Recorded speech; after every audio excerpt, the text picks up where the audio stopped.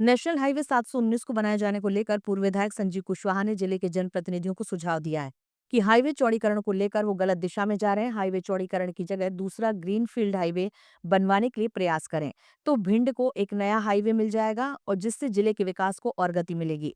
शहर के उदय palace hotel में आयोजित पत्रकार वार्ता में पूर्व विधायक ने बताया कि ग्रीनफील्ड हाईवे बनाने और शहर के बाईपास चौड़ीकरण के लिए मैंने अपने कार्यकाल में कार्य योजना तैयार की थी और ज्योतिरादित्य सिंधिया को पत्र भी लिखा था। उसके बाद दोनों योजना पर काम भी शुरू हुआ था, लेकिन मेरे चुनाव हारने के बाद योजना ठंडे बस्ते में चली गई और चुने हुए जनप्रतिनिधियों ने उस पर कोई ध्यान नहीं दिया। जबकि ग्रीनफील्ड हाईवे कम लागत में बन जाता और भिंड जिले को एक नया हाईवे मिल जाता, जिससे जिले के विकास को एक नई गति मिलती। इस अवसर पर उन्होंने जिले के नेताओं पर चुटकी लेते हुए कहा कि भिंड में कोई लहार का नेता है, कोई गोहद का नेता है, तो कोई अटेर और महगांव का नेता है, लेकिन भिंड जिले का कोई नेता नहीं है।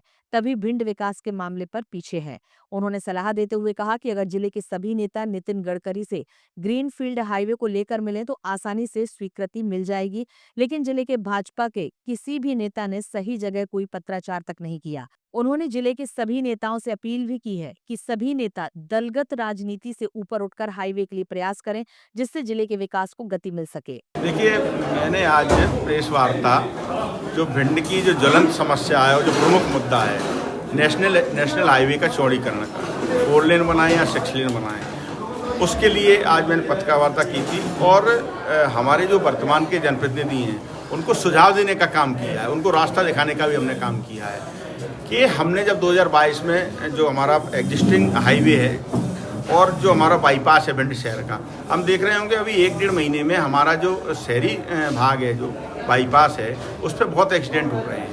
कई मौतें हो चुकी हैं उस पर। अभी 2-3 दिन पहले भी एक नौजवान की मौत हो गई उसमें। तो हमने उस समय प्रस्ताव भेजा था और जब सिंधिया जी एक कार्यक्रम में आए थे हमारे यहाँ, तो हमने उनसे निवेदन किया था कि हमारा ये हाईवे जब है तो बनता रहेगा, लेकिन तब तक आप हमारा इसको 4 लेन कर लें जो शहरी हिस्सा है। तो उन्होंने निर्देशित किया था, उन्होंने पत्र भी लिखा था और उसका प्रस्ताव उन्हें 35 करोड़ रुपए का उस समय 2022 में बनवा के भेजा था। कारणवश नहीं हो पाया मंजूर, लेकिन उसके बाद 2 प्रस्ताव अभी कलेक्टर भिंड के द्वारा भेजे गए और उससे पहले भी भेजे गए। अब वो प्रस्ताव हो गया 63 करोड़ का, लेकिन 63 करोड़ भी इतनी बड़ी राशि नहीं है कि अगर उस 7 किलोमीटर का हिस्सा है और उसको पूरा ना किया जा सके। मेरा सिर्फ कहना यह है कि अगर यहाँ के जनप्रतिनिधि ईमानदारी से, अच्छे मन के साथ, अच्छी नीयत के साथ सभी इकट्ठे होकर अगर गडकरी जी के पास जाएंगे तो निश्चित तौर पर वो काम हो जाएगा। दूसरा जो महत्वपूर्ण बात है कि जो हमारा पूरा हाईवे है जो ग्वालियर से लेके इटावा तक है, उसके उस समय हमने भी 2 प्रस्ताव तैयार कराए थे। एक तो एग्जिस्टिंग हाईवे को चौड़ा करने का और दूसरा प्रस्ताव तैयार कराया था ग्रीनफील्ड का। तो हमारा ग्रीनफील्ड के लिए सोच ये था कि हमको एक नई सड़क मिल जाएगी, वो भी 4 लेन मिलेगी।